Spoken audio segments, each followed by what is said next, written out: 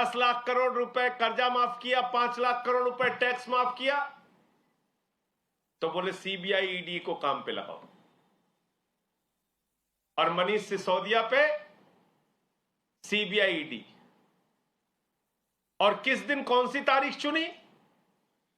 प्रयास तो बहुत दिन से था, तारीख वो चुनी गई जब अमेरिका के अखबार में, एक प्रमुख अखबार में पहले पृष्ठ पर मनीष सिसोदिया की फोटो के साथ केजरीवाल की और मनीष सिसोदिया की शिक्षा क्रांति की खबर छपती है। तो इन पूरी घटनाओं से कहीं ना कहीं यह भी साबित होता है कि दरअसल अगला जो चुनाव होगा 2024 का लोकसभा, वो आम आदमी party versus Bharatiya Janata party होगा, मोदी वर्सेस केजरीवाल का चुनाव होगा। और हम लड़ेंगे। एक बात बहुत स्पष्ट दोपहर में भी बोला था, फिर बोल रहा हूं, अब ना तो आपसे केजरीवाल रुकने वाले हैं और ना ही आपसे शिक्षा और स्वास्थ्य का मॉडल रुकने वाला है। हमारा काम नहीं रुकेगा। आप बंद कीजिए हमारे स्वास्थ्य मंत्री को, आप कार्रवाई कीजिए शिक्षा मंत्री के ऊपर, लेकिन दिल्ली का कोई काम रुकेगा नहीं। एक अनपढ़ों की जमात ने, मैंने देखा सुबह से एक प्रोपागेंडा फैला रखा है, कह रहे पेड न्यूज छप गया, पेड न्यूज छप गया।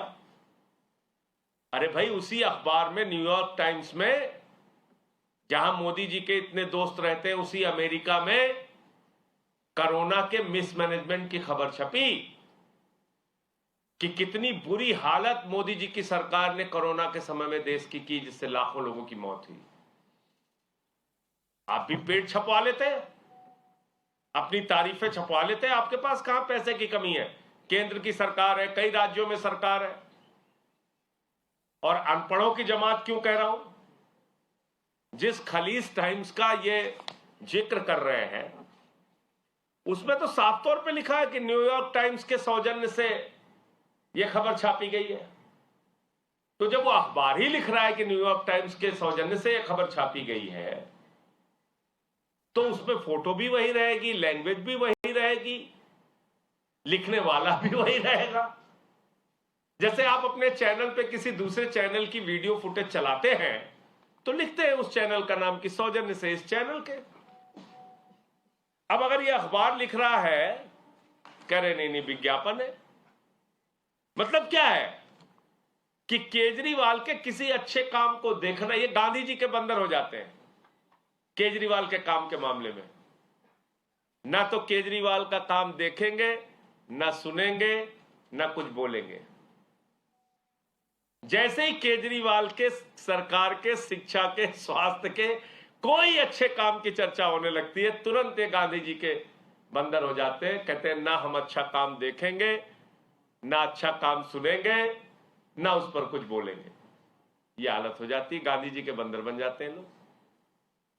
अरे गांधी जी के बंदर तो बुरा मत देखो, बुरा मत सुनो, बुरा मत कहो के लिए बने हुए थे। तुम तो केजरीवाल से दुश्मनी कर रहे हो। तो कुल मिलाकर मैं फिर यही दोहराना चाहता हूं, 7-8 घंटे से जांच चल रही है। एक नहीं 1000 जांच कराओ। पहले भी भाजपाइयों आपने जांच कराई थी, कई बार आपने जांच कराई थी।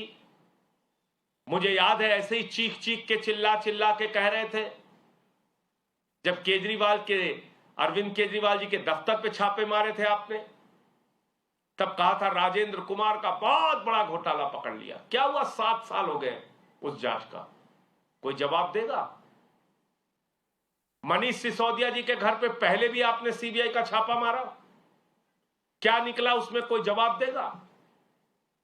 400 फाइलों की सुंगलू कमेटी ने जांच की, बाद में क्लीन चिट दे दिया, क्या निकला? कोई बताएगा? 40-40 विधायकों को पकड़ के जेल में डाला, कोई कार्रवाई की? उन पर कुछ साबित हो पाया? कोर्ट ने बरी किया और दिल्ली पुलिस को फटकार लगाई कई मामलों में। इतनी दुर्भावना से कार्रवाई। जो भारतीय जनता पार्टी के साथ रहता है वो हरिश्चंद्र हो जाता है। येदियुरप्पा भ्रष्टाचार के मामले में निकाले गए, फिर उन्हीं को पार्टी में ले लिया। उनको संसदीय बोर्ड में शामिल कर दिया। रेड्डी ब्रदर्स के हजारों करोड़ के माइनिंग घोटाले का क्या हुआ?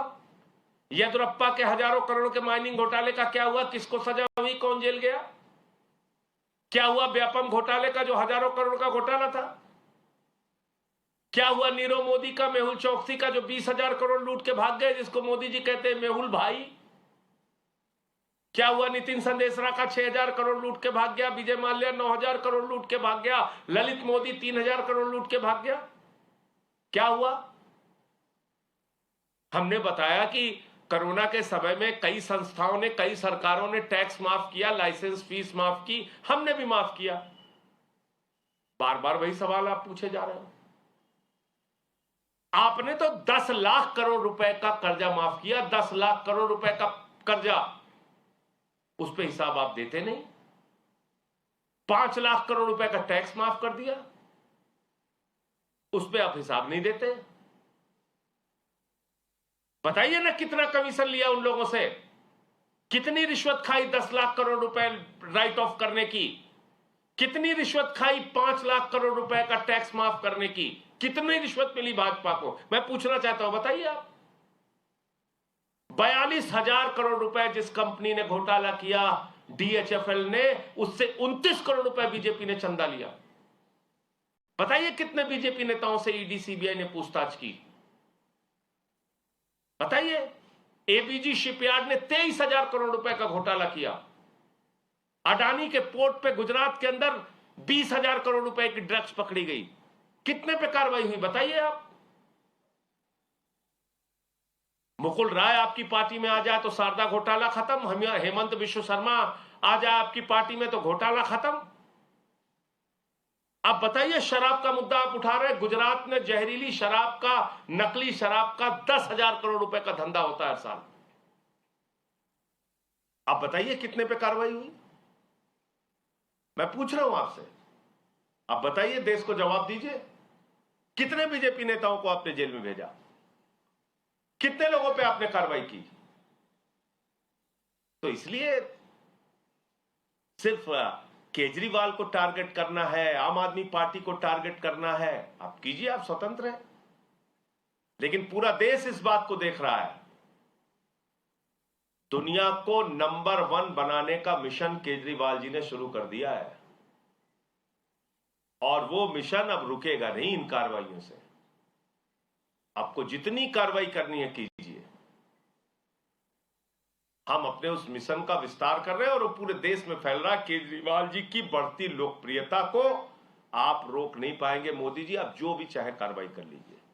मुझे इतनी बात कहनी थी। आपका कोई प्रश्न हो जी पूछिए। आप लोग लगातार कह रहे हैं और बार-बार यही कह रहे हैं कि आप लोग मुद्दे से भटका रहे हैं, वो बार-बार यही बात कह रहे हैं। लगातार बीसी हो रही है और वार्ता हो रही है, और वो इस बात पर अटे हुए हैं कि ये घोटाला हुआ है और आप लोग उससे भटकाने के लिए शिक्षा और स्वास्थ्य। क्या घोटाला हुआ है बताइए ना, क्या घोटाला हुआ है? घोटाला हुआ है, कहां हुआ है? स्विस बैंक में 3 गुना काला धन बढ़ गया। घोटाला हुआ, कहां गया? कोई जांच, कोई कार्रवाई? मैं पूछ तो रहा हूं आपसे। 42,000 करोड़ जिस DHFL ने घोटाला किया, उसने 29 करोड़ बीजेपी को चंदा दिया है। कोई जवाब है इनके पास? खाली मुंह से बोलने से घोटाला हुआ है? अरे ये तो वो पार्टी है, कमीशन की बात कर रहे थे आज मैं सुन रहा था भाजपाइयों को, जिनका राष्ट्रीय अध्यक्ष रक्षा सौदे में कमीशन लेते हुए कैमरे पे पकड़ा गया। किसी और प्रमाण की जरूरत ही नहीं है, रक्षा सौदे में दलाली खाते हुए पकड़ा गया।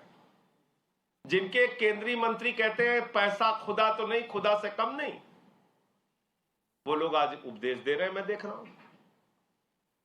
मैं तो कह रहा हूं कि सीबीआई की जांच का स्वागत किया है हम लोगों ने। आप कराइए जांच।